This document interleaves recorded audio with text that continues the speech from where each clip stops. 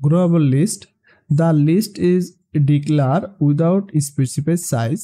এখানে মেইন যে কাজটা গ্রোয়াবল লিস্টের কাজ হলো এখানে আমরা সাইজ ডিক্লেয়ার করার কোনো প্রয়োজন নেই। আমরা এখানে সাইজ ডিক্লেয়ার করব না, এটা আমরা যে কোনো সময় মডিফাই করতে পারি। গ্রোয়াবল লেন্থটা size the growable length can be modified the run time এটা আমরা চেঞ্জ করতে পারবো, এটা একটা সুবিধা।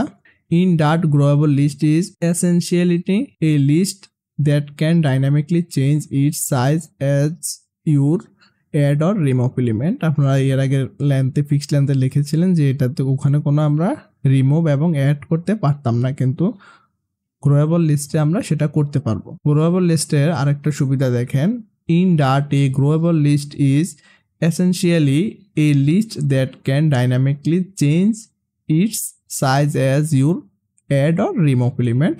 গ্রোয়াবল লিস্ট আপনি যে কোনো সময় নতুন ডাটা অ্যাড করতে পারবেন এবং রিমুভ করতে পারবেন, কিন্তু এর আগে যে আপনি কাজ করেছিলেন ফিক্সড লেন্থ নিয়ে সেখানে কিন্তু চাইলেও আপনি অ্যাড করতে পারতেন না, রিমুভ করতে পারতেন না, কিন্তু সেটা গ্রোয়াবল লিস্টে পারবেন। এটা একটা সুবিধা বলতে পারেন। এখন আসেন গ্রোয়াবল লিস্টটা আমরা কিভাবে ক্রিয়েট করব। প্রথমেতে লিস্ট ডাটা টাইপ দেব, লিস্টের একটা ডাটা টাইপ, কোন ডাটা টাইপ হবে সেটা দেব, একটা নাম দেব এবং থার্ড ব্র্যাকেট দিব, আর কিছুই এখানে দেখার দরকার নেই, বা আপনি অ্যাসাইন করলে ডাটাটা অ্যাসাইন করতে পারেন, কোনো সমস্যা নাই। এর পরবর্তীতে আপনি চাইলে অ্যাড করতে পারেন, ভেরিয়েবলের নামটা দিয়ে ডট অ্যাড মেথডটাকে কল করে আপনি অ্যাড করতে পারেন। এটা হলো গ্রোয়াবল লিস্টের কাজ, কিন্তু আপনি চাইলে ফিক্সড লেন্থে সেটা করতে পারতেন না। আচ্ছা, এখন আমরা প্র্যাকটিক্যালে চলে যাই, কিভাবে সেটা কাজ করে সেটা একটু দেখার চেষ্টা করি। প্রথমে আমরা লিস্ট কিওয়ার্ডটা নিয়ে নেব, লিস্ট ব্র্যাকেট দেব ইন্টিজার টাইপের ডাটা টাইপ, ইন্টিজার টাইপের লিস্টটা আমরা ডিক্লেয়ার করতে চাচ্ছি নাম্বার ইজ ইকুয়াল টু এবং থার্ড ব্র্যাকেটস আমরা দিয়ে দিলাম। আমাদের লিস্টটা কিন্তু এখন খালি, লিস্টে কোনো ডাটা নাই। এখন যদি আমরা চাই যে লিস্টটা আমরা এখান থেকে অ্যাড করব, নাম্বার ডট অ্যাড মেথডটাকে কল করে আমরা এখান থেকে অ্যাড করে নিতে পারি। যদি আমি লিস্টটাকে প্রিন্ট করি, আমি জাস্ট নাম্বার যেমন লিস্টে আছে সেই লিস্টটাকে আমি প্রিন্ট করে দিলাম। এখানেও আমি আগে লিস্টটাকে প্রিন্ট করব, ডাটা অ্যাড করার আগে আমার লিস্টে কোনো ভ্যালু ছিল কিনা সেটাই আমি দেখাচ্ছি আপনাদেরকে। প্রথমে কি আসলে আমার লিস্টটা খালি, পরে কিন্তু আমার এখানে একটা এলিমেন্ট যোগ হলো 10। প্রথমে যদি আমি লেনটা চেক করি, প্রিন্ট স্টেটমেন্টের মাধ্যমে প্রিন্ট নাম্বার ডট লেন্থ প্রপার্টিটাকে আমরা কল করি, দেখেন এখানে কি আসে, আমাদের লেন্থ কিন্তু 0 আসছে, দেখেন লেন্থ।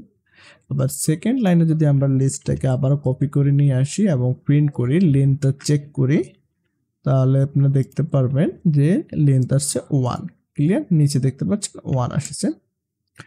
তাহলে দেখলেন কিভাবে অ্যাড করতে হয়। এখন আসেন আমি এখানে ভ্যালু দিয়ে দিচ্ছি, আমার ভ্যালু 10 কমা দিয়ে আমরা এটাকে সেপারেট করব 10 20 30 40।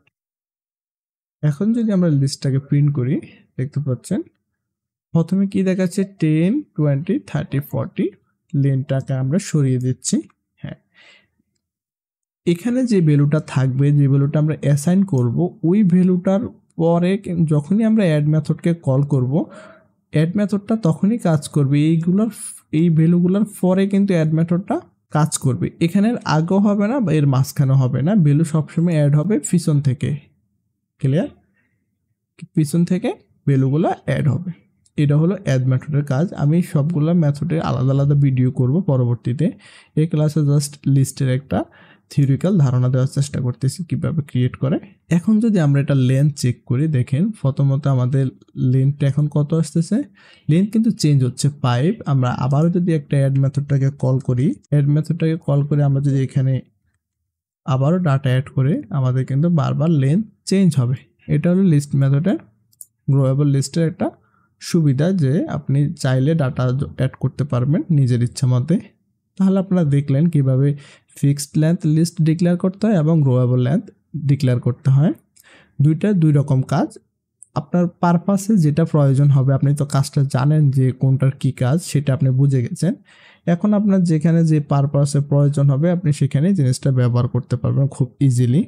এর জন্যই আগে আপনার বোঝা লাগবে যে কোনটার কি কাজ, সেটা জানা থাকলে আপনি আপনার প্রজেক্টে জিনিসটা ইমপ্লিমেন্ট করতে পারবেন। ধন্যবাদ। দেখা হবে নতুন কোনো ক্লাসে। সে পর্যন্ত ভালো থাকবেন, সুস্থ থাকবেন। আল্লাহ হাফেজ।